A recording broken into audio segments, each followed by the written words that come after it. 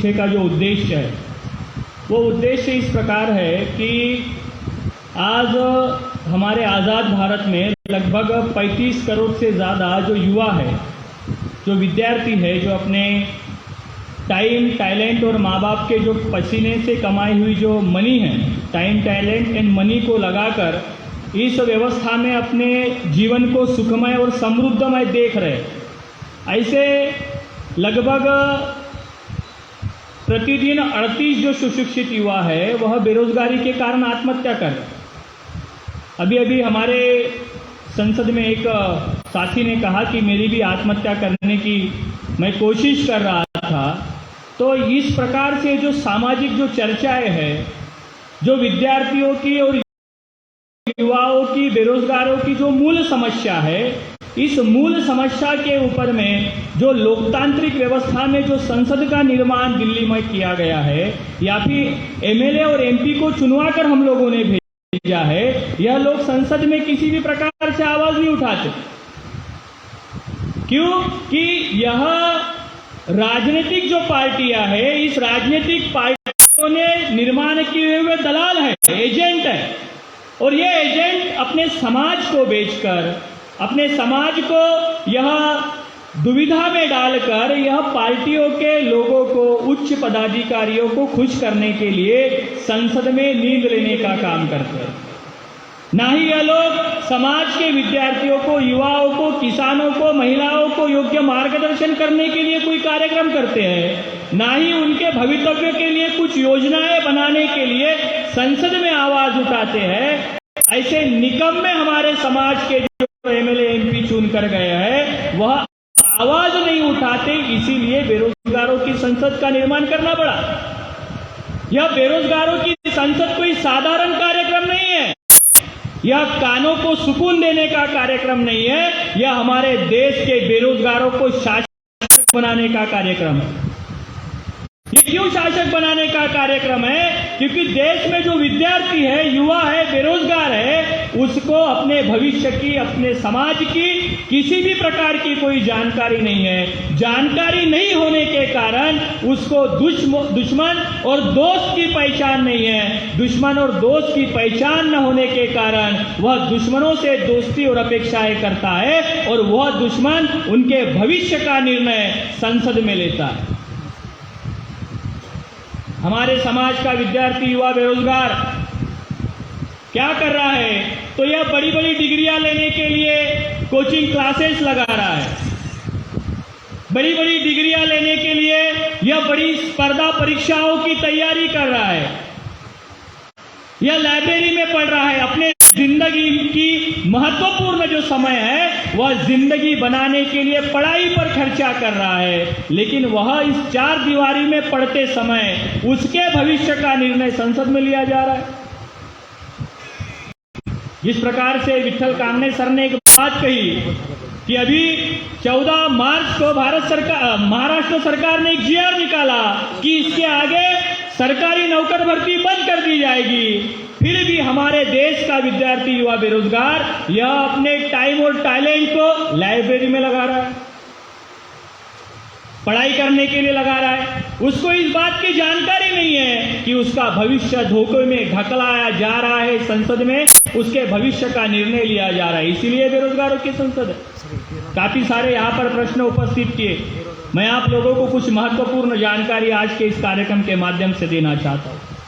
साथियों, आज वर्तमान में जो बेरोजगारी जो चरम सीमा पर बढ़ी हुई है, इसका प्रमुख कारण है निजीकरण। इसका प्रमुख कारण है निजीकरण। भारत यह लोक कल्याणकारी देश है, भारत यह लोक कल्याणकारी राष्ट्र है, और भारत का संविधान महामानव डॉक्टर बाबा साहेब आंबेडकर ने जब लिखा तो यह भारत के प्रत्येक व्यक्ति को लोक कल्याणकारी होना चाहिए, इस आधार पर, उस मुख्य आधार पर उन्होंने लिखा। इसके माध्यम से यह कहा जाता है कि भारत यह लोकतांत्रिक कल्याणकारी राज्य है।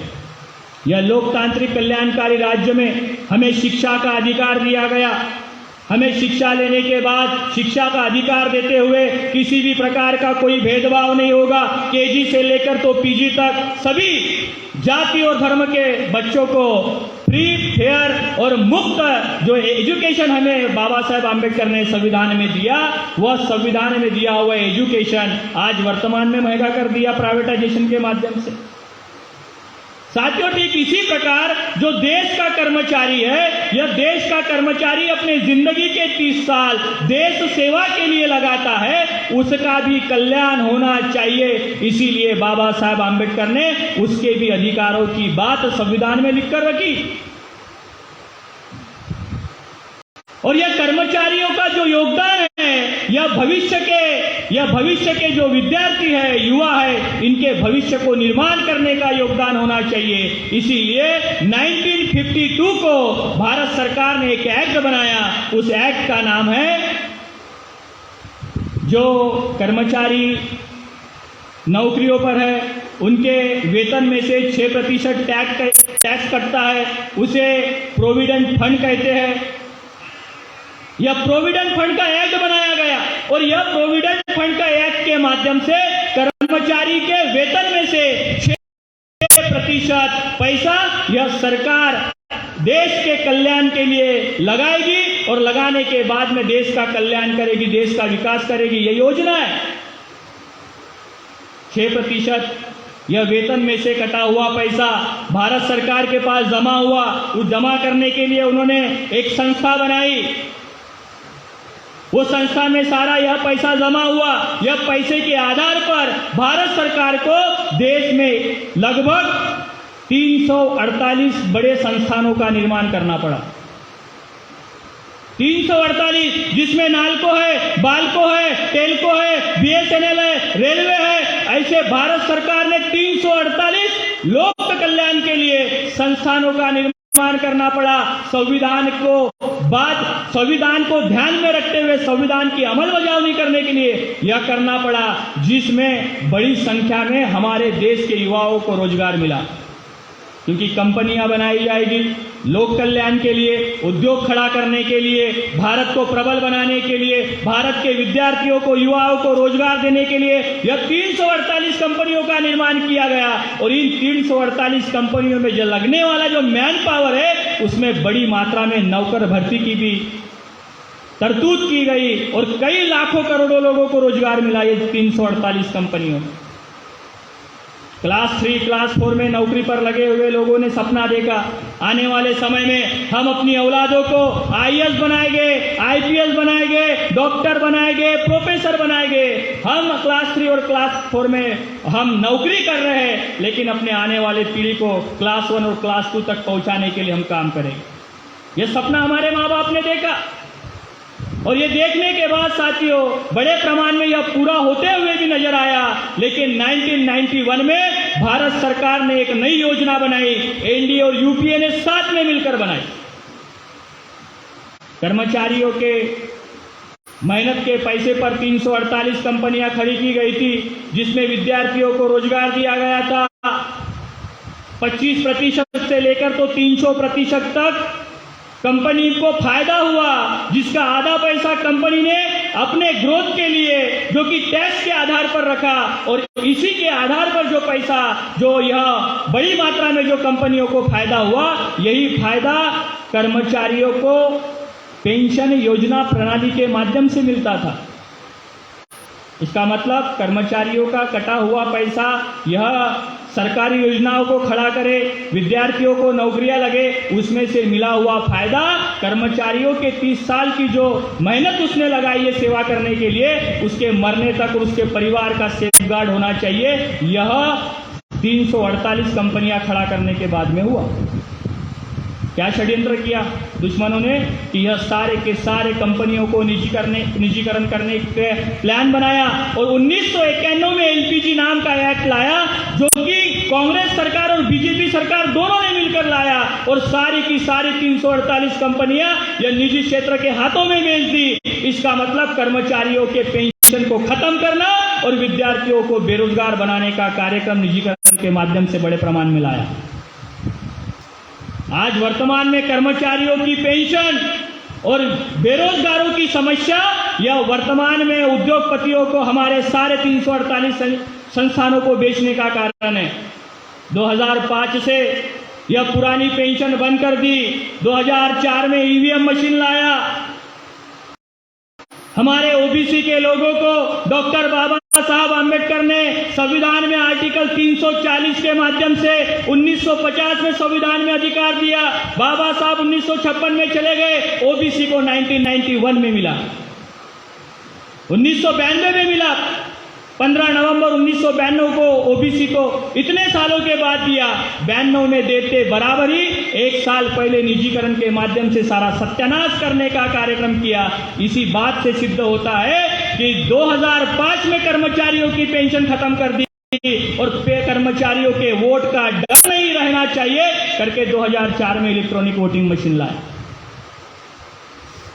ये सारी जानकारी हमारे विद्यार्थियों को नहीं है, हमारे कर्मचारियों को नहीं है। 14 मार्च 2023 को कर्मचारियों ने एक आंदोलन चलाया पुरानी पेंशन के लिए। क्यों चलाया? तो छत्तीसगढ़, राजस्थान की सरकार ने कहा हम कर्मचारियों को पुरानी पेंशन लागू करेंगे। कांग्रेस और बीजेपी ने प्लान बनाया कि बड़ी मात्रा में परिवर्तनवादी आंदोलन बढ़ रहा है, वामन मेश्राम का आंदोलन बढ़ रहा है, दूसरा कोई विपक्ष दिख नहीं रहा है, फिर से पप्पू को हमने प्रोजेक्ट करना चाहिए। इस प्लान से चर्चा में यह विषय लाया कि अगर राजस्थान की कांग्रेस सरकार, छत्तीसगढ़ की कांग्रेस सरकार पुरानी पेंशन लागू कर सकती है तो महाराष्ट्र की सरकार ने भी लागू करना चाहिए। कांग्रेस और बीजेपी ने प्लान बनाया, कांग्रेस को सामने रखकर कहा कि आप कर्मचारियों के संगठनों को रास्ते पर उतारो। यह रास्ते पर उतरेंगे, बेमुदत आंदोलन करेंगे, जिसकी कोई भी तारीख नहीं, जब तक नहीं मिलता। मला गुलाब जामुन पाहिजे, जोपर्यंत भेटणार नाही मी घरी जाणार नाही। मुझे जब तक गुलाब जामुन मिलेगा नहीं तब तक मैं घर जाऊंगा नहीं। ये आंदोलन खड़ा किया। खड़ा करने के बाद इसके पीछे का जो छुपा एजेंडा था कि बाप जो नौकरी पर है वह आंदोलन करे पुरानी पेंशन के लिए, और उसी बाप का बेटा और बेटी बेरोजगार है, उसको पीछे के रास्ते से बाप की नौकरी पर लाया जाए। बाप अगर 90,000 रुपए पगार लेता है तो बेटे को बताया जाए 30,000 रुपए में मैं काम करने को तैयार हूं। यह षड्यंत्र बाप और बेटे के खिलाफ में खड़ा करने के लिए किया गया। भविष्य में अगर बाप आंदोलन से वापस नहीं आता है, बेटों की नौकरियां वैसी ही रखी जाएगी, प्राइवेटाइजेशन के माध्यम से, कॉन्ट्रैक्ट भर्ती के माध्यम से बाप आंदोलन करके घर चले जाएगा और बेटों की कॉन्ट्रैक्ट भर्ती की जो नौकरी है वह निरंतर चालू रखेंगे। ऐसा प्लान बनाया गया और बड़ी मात्रा में कर्मचारियों का आंदोलन होने के लिए बेरोजगारों को रास्ते पर उतारने का काम बीजेपी के लोगों ने किया। राष्ट्रीय नेतृत्व के कहने पर, क्योंकि नेतृत्व उसे कहता है जो दुश्मनों के दाव पेच को समझकर रणनीति बनाए। भारतीय बेरोजगार मोर्चा के माध्यम से हमने 36 जिलाओं में महाराष्ट्र के हमने यह कर्मचारियों के पुरानी पेंशन के आंदोलन को समर्थन दिया, जाकर समर्थन दिया, और नागपुर के 15,000 लोगों में जाकर मैंने ये बात कही कि आप लोगों को कांग्रेस और बीजेपी के लोग मूर्ख बना रहे हैं। आपके पुरानी पेंशन का आधार निजीकरण है। हमारे बेरोजगारों का अगर रोजगार चाहिए तो निजीकरण है। निजीकरण के कारण आपकी पेंशन खत्म कर दी, हमारा रोजगार खत्म कर दिया, और इस बात का हमारा डर नहीं है कि इनके विरोध में जाकर हम वोट करेंगे। इसीलिए इनके पास में क्या है?